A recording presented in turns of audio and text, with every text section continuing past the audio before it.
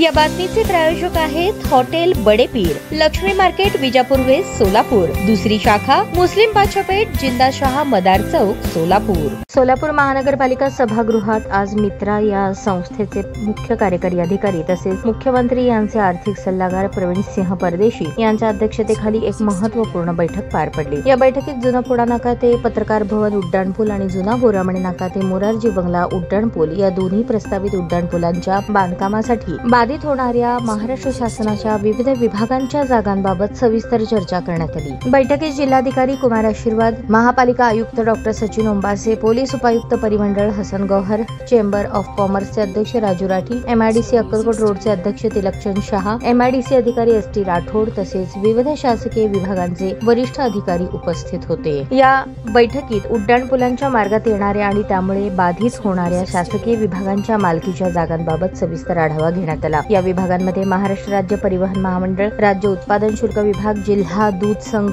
सार्वजनिक बांधकाम विभाग, महाराष्ट्र राज्य वस्त्रोद्योग महामंडळ मर्यादित, महाराष्ट्र राज्य विद्युत वितरण कंपनी, पोस्ट ऑफिस, मध्य रेल्वे विभाग, बीएसएनएल टेलिकॉम सर्व्हिसेस, पोलीस आयुक्त शहर कार्यालय, पोलीस अधीक्षक ग्रामीण कार्यालय, डॉक्टर बीएम मेडिकल कॉलेज आदींचा समावेश आहे। बैठकीदरम्यान प्रवीण सिंह परदेशी यांनी सर्व संबंधित विभागांना बाधित होणाऱ्या जागेचा त्वरित तपशील, ना हरकत प्रमाणपत्र तसेच प्रस्ताव महानगरपालिकेकडे सादर करण्याचे निर्देश दिले। या बैठकीत शहरातील अंतर्गत पाणीपुरवठा पाईपलाईन संदर्भात महत्त्वाची चर्चा करण्यात आली। याशिवाय एनटीपीसीच्या अधिकाऱ्यांसोबत देगाव येथील एसटीपी संदर्भात चर्चा झाली। या चर्चेत शहरातील सांडपाणी प्रक्रिया आणि पुनर्वापर या संबंधीची पुढील कार्यवाही निश्चित करण्यात आली। बैठकीच्या शेवटी प्रवीण सिंह परदेशी यांनी सर्व विभागांना एकत्रितपणे कार्य करून प्रकल्पाची गतिमान अंमलबजावणी करण्याचे आवाहन केले। उड्डाणपुलांच्या कामामुळे सोलापूर शहरातील वाहतूक व्यवस्थेत मोठा बदल होऊन नागरिकांना मोठा दिलासा मिळणार असल्याचे त्यांनी सांगितले।